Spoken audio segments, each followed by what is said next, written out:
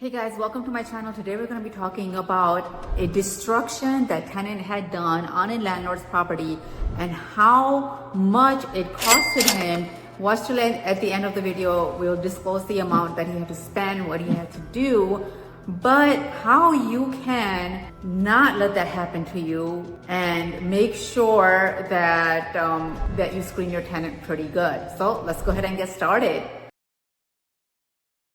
What can you do to make sure this doesn't happen to you? The first line of defense is a security deposit. In most cases, landlord asks for 1 month's rent as a deposit, but in situation like this, that might not be enough. Consider increasing the security deposit to 2 or even 3 months rent. This might sound like a lot, but it is much smaller price to pay compared to having a $30,000 to $40,000 in repairs. Next, screen your tenants thoroughly. This includes checking their credit scores, rental history, and getting references from previous landlords. Don't just take their word for it. Verify everything. A thorough background check can help you avoid renting to someone who might end up being a big problem. This is the home that we had done a renovation on. We had put brand new tiles, brand new flooring in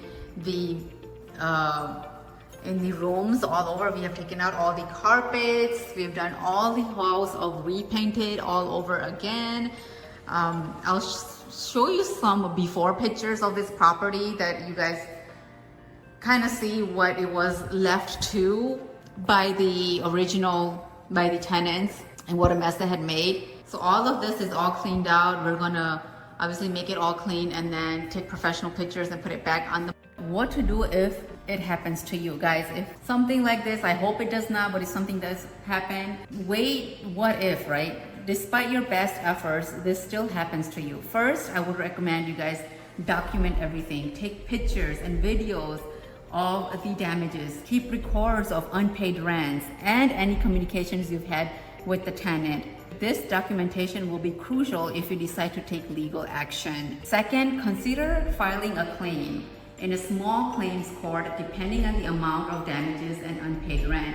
You may be able to recoup some of the losses this way, but however, keep in mind that even if you win a judgment, collecting the money can be a different challenge. Third, you can file a claim with your landlord insurance. If you have it, not all policies cover tenant damages, but it's worth checking if yours does. If it does, this could help you recover some of the cost to repair the property. And finally, moving forward, consider requiring a renter's insurance from your tenants. While this won't cover property damages, in most cases it will cover tenant belongings, which might encourage more responsible behavior from tenants who have something to lose. The key takeaway to this is to make sure you're proactive. Increasing your security deposit, screening your tenants thoroughly can go a long way. And make sure you have the right insurance in place. And it is very important to stay connected with your tenants and have that communication even monthly or even every few months. And I would probably advise if you put that in a contract or something, like, you'll be making visits every, let's say, 6 months just to check up on the property to see how everything is going. Staying in the communication with the tenants can probably build that trust and relationship as a landlord if it's feasible to you.